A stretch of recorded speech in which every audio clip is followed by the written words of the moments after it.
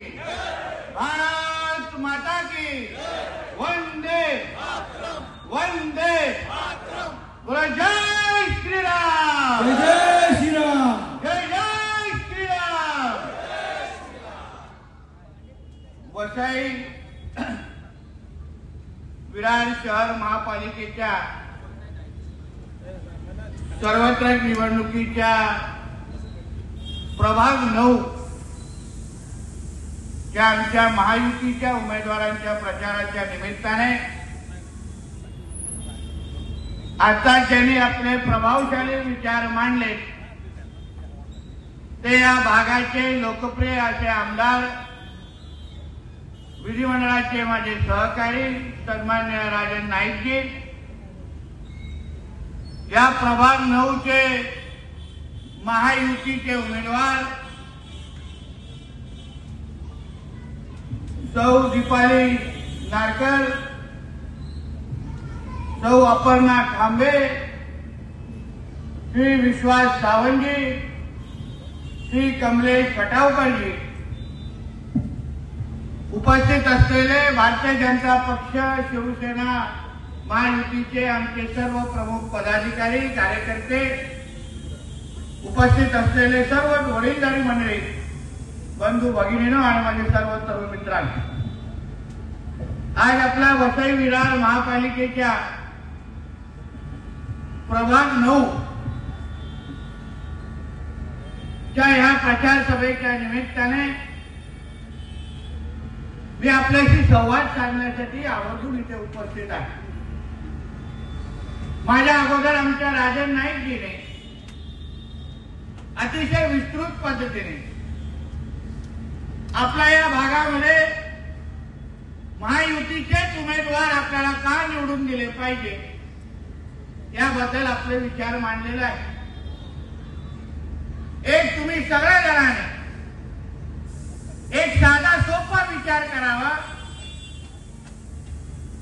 की आपण ज्या घरामध्ये राहतो, ज्या परिसरामध्ये फिरतो, जिथे आपली लहान मुलं शिकतात, त्या परिसराचा विकास करायचा असेल तर अशा कोणाकडे अशी ताकद आहे, राजकीय क्षमता आहे, निधी आहे, ज्यांना मतदान केल्यानंतर आपल्या प्रभागाचे सगळे प्रश्न सुटू शकतात।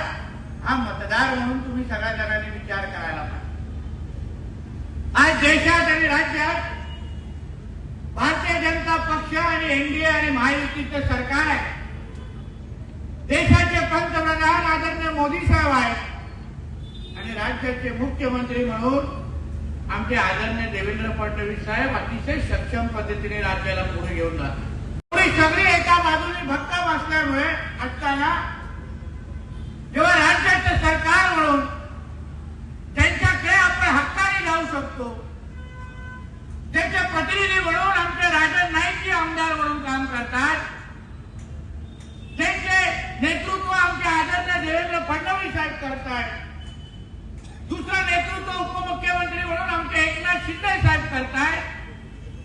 आता आपण सत्ताधारी लोकांच्या बद्दल विचार करावा की ज्या लोकांकडे तुम्हाला साधं 1 रुपयाची निधी देण्याची आज क्षमता नाहीये, तर मग त्या उमेदवारांना मतदान करून आपल्याला काय फायदा, याबद्दल तुम्ही फक्त विचार करायला। आता आमच्या राजन नाईकजींनी तुमच्या घराच्या विषय सांगितला, ते एवढे अनधिकृत घरं आहेत, आमच्या आदरणीय मुख्यमंत्री येणार आहेत आणि एसआरए प्रकल्पाच्या अंतर्गत आपल्याला ही सगळी घरं तुम्हाला हक्काची घरं म्हणून तुमच्या नावाने करून द्यायची। ऐकल्या अगोदर टाळ्या मार, पण एक विचार करा, मी ज्या कोकणातून येतो, सन्मान्य राणे साहेब तिथे खासदार आहेत, निलयजी तिथे आमदार आहेत सिंधुदुर्गामध्ये, मी स्वतः सिंधुदुर्गाचा पालकमंत्री आहे, सगळी सत्ता केंद्र आज आमच्याकडे आहे आणि म्हणून दिलेला प्रत्येक शब्द हा पूर्ण करण्याची ताकद ही फक्त ना फक्त महायुतीमध्येच आहे, हे तुम्ही पहिले लक्षात ठेवा। आणि म्हणून तुम्ही घरी आज गेल्यानंतर हा आजचा व्हिडिओ परत मोबाईल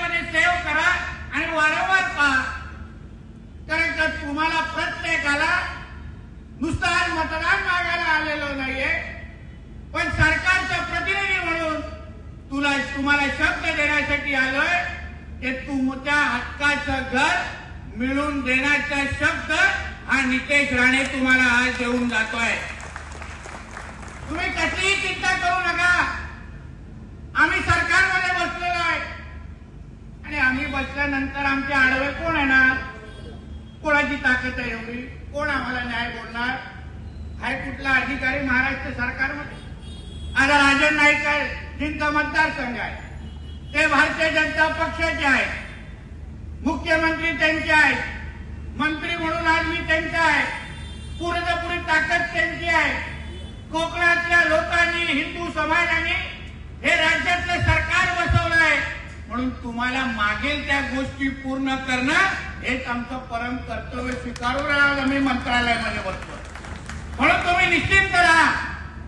जी तुमच्या हक्काची घरं आहेत, जी तुम्हाला मिळणारच, त्याच्या बाबतीमध्ये आता कुठलीही चिंता ह्याच्या पुढे करायची नाही. हा शब्द तुम्हाला मी आज देऊन जाणार. केसेस काय, लाईन जिहादचे केसेस काय, या नालासोपारा आणि या परिसरामध्ये जास्त ते हिरवे साप वळवळायला लागले. तो जास्तच वळवायला लागले. त्यांना असं वाटतं की त्यांचा अब्बाचा पाकिस्तान आहे, इथे पाहिजे तर ते करतील. थोडा जरा 15 तारखेला आचारसंहिता संपून दे, बघू मग त्याच्यानंतर शुक्रवारी त्यांचं गॅस सिलेंडर कसं वरती येतं हे मी बघ. लव जिहादच्या नावाने अगर माझ्या हिंदू माता भगिनींकडे कोण वाकड्या नजरेने बघत असेल तर आम्हाला पण कोरोनाची व्हॅक्सिन बरोबर योग्य जागी द्यायला येते, फक्त त्याची वेळ द्यायला लागते. आणि आचारसंहिता असल्यामुळे तुमच्याकडून जरा मतदानारूपी आशीर्वाद घेऊ आणि मग दाखवू गोल टोपी डाळेवाल्यांना काय असतं ते. एका हिंदू बहिणीला घेऊन गेले, तिच्यावर जबरदस्ती केलं आणि मग तिचं चक्क रेड कार्ड काढलं. Red card. आता अशा लोकांना आपण काय करायचं हे जरा 15 तारखेनंतर कार्यक्रम करू, चांगला करू, जेणेकरून बाकीचे मग त्यांचे मुलांना पण थोडा त्रास होणार नाही असा करू. बरोबर आहे की नाही? सेवा करायची तर चांगली करायची आहे की नाही, त्रास होता कामा नाही. आणि म्हणून हे सगळे विषय तुम्ही एक कोकणवासी म्हणून, एक हिंदू म्हणून तुम्ही विचार करायला पाहिजे की आमच्या विभागाचा विकास करायचा असेल, आमच्या ह्या प्रभाग 9 नंबर विभागाचा आम्हाला सुरक्षित राहायचं असेल तर आपल्याला भारतीय जनता पक्ष, शिवसेना, महायुतीचेच हिंदुत्वादी विचाराचे उमेदवार निवडून दिले पाहिजे. हा विचार करून तुम्ही 15 तारखेला बाहेर आलो. हा विचार करून तुम्ही मतदान करायला पाहिजे. शेवटी ह्या सगळ्या परिसराचा विकास करण्याची, निधी देण्याची ताकद ही आमच्याकडे आहे. आता तुम्ही समोरच्या आल्याचं बटन दाबा, काय देणार? तणे कुरमुरे काय? त्यांच्याकडे खासदार आहे, खासदार आमचा आहे, आमदार आहे, आमदार पण आमचा आहे. आता नगरसेवक उद्या तुम्ही निवडून दिलं, महापौर निवडून दिलं, त्यांच्या हातात काय असणार? भजनाच्या टाळ्या. बोलवा डबलवारीसाठी, बघू काय करायचं ते.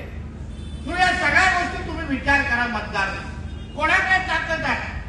आज राजनजींचे हात बळकट करायचे असतील, सावराजींचे हात बळकट करायचे असतील, नितेश राणेच्या हाताला ताकद द्यायची असेल, देवेंद्र फडणवीस साहेबांना ताकद द्यायची असेल तर महायुतीच्याच उमेदवारांना मतदान केलं तरच तुम्हाला तिथे ताकद तिथे पोहोचेल. आणि आमच्याकडे तुम्ही ताकद दिली तर तुमच्या आयुष्यामध्ये परिवर्तन करण्याची जबाबदारी ही मग आमची आहे. म्हणून बंधू भगिनीला आणि सगळे विचारपूर्वक मतदान. नालासोपाराची जरा अवस्था बघा. वर्षानुवर्ष मुंबईतले सगळे लोक इथे आपल्या इथे राहायला आले आणि इथे आल्यानंतर अगर आपल्याला योग्य पद्धतीने हक्काचं घर पण अगर मिळू शकलं नाही तर मग काय उपयोग? आज आम्ही तुम्हाला घराचा शब्द आज देऊन जातोय. विचार करा, सरकार म्हणून आपल्याकडे 4 वर्ष आहे. असं नाही 6 महिन्यामध्ये विधानसभेची निवडणूक आहे, उगाच तुमचं मतदान मिळवण्यासाठी काय करणं. आमच्या राजन नाईकजी सातत्याने विधिमंडळ असेल किंवा मुख्यमंत्री असेल, मुख्यमंत्री कार्यालयाचे सातत्याने या नालासोपारा आणि त्यांच्या मतदारसंघाचे प्रश्न मांडताना मी सभागृहामध्ये बघतो. एक कार्यक्षम आमदार निवडल्यानंतर तुमचे किती कामं होतात याचं उत्तम उदाहरण तुम्हाला राजन नाईकांच्या माध्यमातून मिळालेलं आहे. आता तसंच तुम्हाला 4 ते 4 तुम्ही नगरसेवक निवडून दिले, आपल्या विचाराचे निवडून दिले, भारतीय जनता पक्ष आणि शिवसेनेचे निवडून दिले तर मी तुम्हाला विश्वास देतो पुढच्या 5 वर्षाची सगळी जबाबदारी ही तुम्ही आमच्यावर सोडा, हा विश्वास देण्यासाठी मी तुमच्या समोर इथे आलेलो. आणि म्हणून जाता जाता एवढे पुढे अजून काही प्रचार सभा आहे. तुम्हाला मी विश्वास देणार आहे आणि तुम्ही पण मला ह्या निमित्ताने शब्द दिला. कारण का शेवटी ह्या परिसराचा जो काही विकास करायचा आहे, जे काही ते परिवर्तन करायचं आहे, ते सगळं परिवर्तन करायचं असेल तर भारतीय जनता पक्षाने आणि महायुतीत एकमेव पर्याय आहे, हा विचार करून तुम्ही इथून बाहेर निघा. आपल्याला जे इथे आपल्या विचाराचे हिंदुत्वाने विचाराचे अगर नगरसेवक निवडून दिले तरच तुमच्या सणासुदीला तुम्हाला काही त्रास होणार नाही. नाहीतर समोरचे वाले आले तर लगेच तिथे आयलं महादेवचे नाही, आयलं मोहम्मदचे सगळे बॅनर लावून जातील आणि मग तुम्ही काहीच करू शकणार नाही. लोक घालवत बसायला लागेल का हे क्या हो गया, आणि मग ते तुम्हाला वाचवायला पण येणार.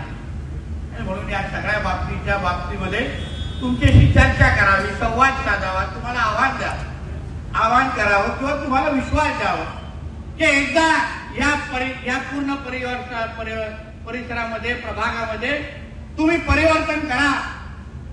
महापौर आपल्या विचाराचा हिंदुत्वादी विचाराचा बसणार आहे, पण तो महापौर हिंदुत्वादी विचाराचा बसताना या प्रभाग क्रमांक 9 मध्ये पण महायुतीचा आणि हिंदुत्व विचाराचे लोकप्रतिनिधी बसले पाहिजे, हा पण निश्चय तुम्ही लोकांनी करायला पाहिजे. नाहीतर वरती हिंदुत्वादी विचाराचा आणि महायुतीचा महापौर बसला आणि खालती अगर विरुद्ध विचाराचे अगर नगरसेवक चुकून तुम्ही बसवले तर विकास काहीच होणार नाही.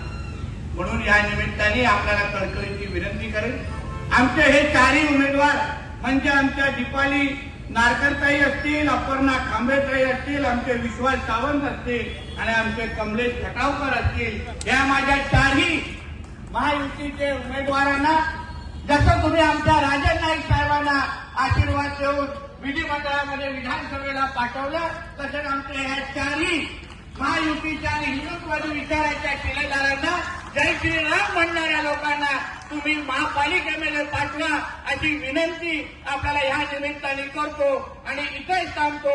जय हिंद, जय महाराष्ट्र आणि जय जय श्रीराम, जय जय श्रीराम. खिशातून मोबाईल